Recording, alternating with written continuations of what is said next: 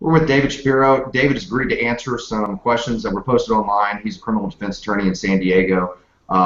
With that said, David, let's go into the question that was posted. What are the things that criminal lawyers experience that lay people have no idea of? There's a lot of things that criminal lawyers experience that lay people have no idea of. I think for starters, stuff like this, the marketing aspect of it and the type of work that goes on in addition to the normal practice of law, I think is something as a small business owner, I think that a lot of lay people might not understand or not appreciate unless they own a small business themselves. But I think, I get questions a lot of times, what's your win percentage?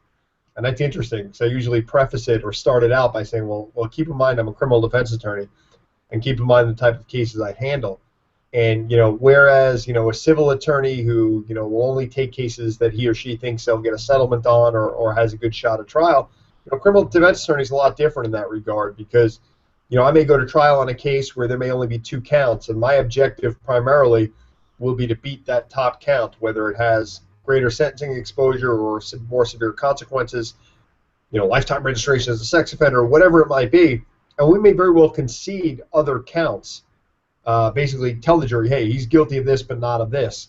A lot of people may look at that and say, well, he got convicted of something. That's a loss, so that doesn't count as a win, thinking that you have to walk someone out the door for it to be a quote-unquote win. And that's obviously not the case. Us in the criminal defense field, we know that, and our clients know that. And more importantly, what defines a win, what defines a success may not be what a layperson may think. A lot of times if you go to trial, your goal would be to beat the offer, meaning to put your client in a better position than if they had accepted what was the deal or the plea bargain. Sometimes your main objective is to avoid one consequence. You might want to avoid a domestic violence offense but concede other offenses at a trial. A win may very well be negotiating a favorable plea agreement for a client. Not all cases go to trial. Few do, but the ones that do, you have a goal in mind and you stick to that goal and you stick to that theme of what you're trying to accomplish.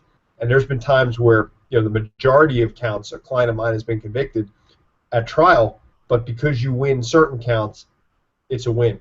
And the main thing is the client needs to be happy, and obviously we need to be happy within our realistic expectations of the case. So whereas a lot of people may say, what's your win percentage? It's hard to quantify that, and it's hard to give a quality answer because, what a layperson may think is different than what I may think, and more importantly, what my client might think. All right. Well, hope that answers your question, and thanks a lot, David. And if you have any additional questions, just post them in the comments section below. Thanks, David. My pleasure. Thank you.